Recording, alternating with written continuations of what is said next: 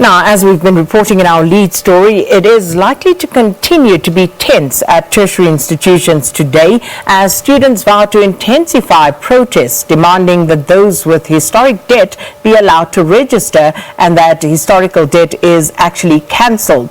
Now, several universities and colleges across the country had no lectures yesterday, and at least one institution, the University of KwaZulu-Natal, has suspended lectures for the rest of the week. For a more perspective on these issues and others affecting higher education sector, we're joined by Professor Francis Petersen, who is the Vice Chancellor of the University of the Free State. Professor, good morning. Thanks for your time. Good morning, Sakina, and good morning to the viewers. Professor, the University of the Free State has also not been spared as far as these student protests are concerned. Have you had any engagement with students, and if you can just inform us as to what that delivered? Yes, thank you very much, Sakina. Yes, in fact, we believe that to deal with these issues in an active manner, you have to engage with the students. And our engagement is through the Institutional Student Representative Council, because we've got 3 campuses, and each of the campuses have got a student council, and collectively we're talking about the Institutional Student Representative Council. And we've been engaging. In fact, last night we had an engagement for most of the evening to deal with these specific issues, because that we believe that's the only way to come up with a sustainable solution going forward. And what was the outcome of those engagements with students? Because I think at this point the student grievances are quite clearly articulated. Did you come to any sort of resolution? Yes, no, in fact, we did come to some. We will continue those engagements this morning again. But I just wanted to say that there are for me 2 levels of demands. There is the South African Union of Students demands, which is more of an arching demands, and that also talked about the national call for shutdown. And then there are the institutional demands. Now, at the national demands, we can only engage as a sector, because those demands often have to be with the Department of Higher Education and Training and other components of government. At the institutional level, it's up obviously to the management to engage with the students. And some of that, we've decided that in the sort of more broader demand, which include a more sustainable way of looking at student finance at the higher education sector in South Africa. And we support that, because I believe that that is important. We can't have year on year these protest actions around this time of the year with registrations.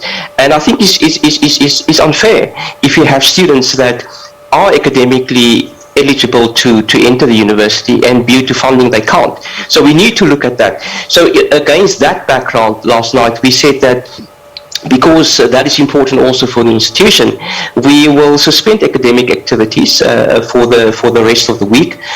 We will allow students that haven't registered to register for the period between now and the end of the week, and get all of those admissions, academic questions that students might have sorted out this week. And then next Monday is a public holiday, and then we will start our academic program as from next Tuesday again.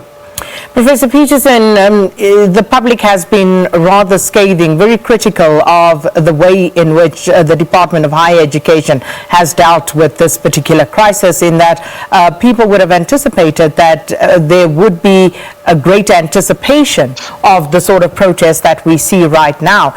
But the same criticism can also be leveled at institutions of higher learning themselves, because surely these institutions should also have anticipated the very same issues that the department should have. You look at an institution like the University of the Western Cape, they were proactive in dealing with this matter. Why didn't an institution like the one that you belong to perhaps foresee that this could play out in the manner in which it did? Well, I want to make the point, Sakina, that we're sitting with 26 public universities in South Africa, and the circumstances, I'm talking about financial circumstances, are not always the same. And there are also other drivers that influence these sort of decisions. So I don't think there's a one-size-fits-all. The concession that the University of the Western Cape has made was driven by specific factors. We have also made sort of similar concessions, not exactly the same as UWC, but for instance, we also say that if you are NSFAS students and you haven't received the funding from NSFAS yet, but you are confirmed a NSFAS students for 2021, you can come and register if you have a historical debt or debt. And there's a couple of those concessions, and in the media I did explain yesterday and the day before that that exposed a risk for the university close to R500 million. Now we're doing those sort of concessions, and various institutions also do that. Not exactly the same because circumstances are different, but I think the fundamental issue is probably the question that I raised earlier, or the comment that I raised earlier, and that is a sustainable financial model for student finance. That for me is something that I think is not only the Department of Higher Education and Training that is responsible for that. I think it's the whole sector. And I believe that the message should go out that that's important for the public of South Africa. And I would argue, and some of my colleagues, BC colleagues would probably support me in that as well, is that I think we should actually have a national task team, including of various stakeholders, to deal with this very important issue. Coupled to that, Sakina, is also a sustainable financial model for universities. Because if you now look at the shortfall of 5.6 billion for universities in relation to NSFAS, that money has to come out of the budget of the Department of Higher Education and Training. Now, I don't know how they're going to allocate that or reprioritize that, but it will also still impact some other components of higher education, of universities, and therefore you erode the very system that you want to build up. So one have to look at those two, and I think that's the medium and long term. And this morning, the Vice Chancellors will have a meeting with the Minister of Higher Education and Training, and these are some of the things that we will convey to the Minister. In the meantime, the higher education institutions are actually patching. They're patching this year and potentially next year to deal with these particular issues, which is, I think, much broader. So from an institutional perspective, I think we do our best, but I want to make the point, not all of the institutions are exactly the same. They are not, but surely they can do better. What's your views on the call for historic debt to be scrapped? Well, I don't support that. I don't support that the historical debt need to be scrapped. Their debt is there. The need to be able to invest that money that is now lying as a liability in the debt part, that need to that is still there. You know, you want to build your institutions, you want to resource your institutions, you want to make sure that your institutions can compete also with institutions internationally. How the debt will be funded, that's a different question, and I think this is part of the discussion that one need to have with the Minister and the department.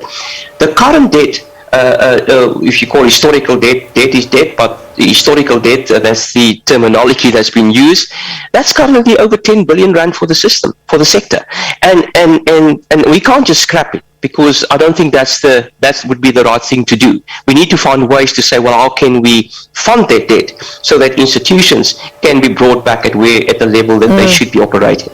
Professor Petersen, we're out of time, but have you thought about what the alternatives may be? Well, I think we need to look at a funding model where potentially maybe what one can look at is to say, is there a way in which students, in which the system where the students, after they worked, after they got to graduate, after they graduated, could provide part of their funding back into the fiscus through a SARS model that was in fact discussed in the Hare Commission. But I also think there need to be a much more better conversation with the banks. Maybe there's a loan system that one can look at that is much more favorable.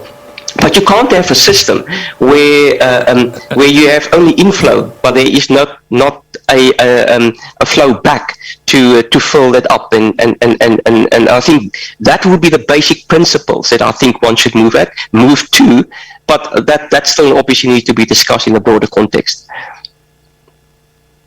Petersen, we have to leave it there. Thanks so much for your time. And Professor Francis Petersen is from the University of the Free State, discussing fees and other issues related to higher education as we have these protests playing out at the moment. And as you heard him say there, the University of the Free State also suspending lectures for the rest of the week. Let's take a quick break before headline news.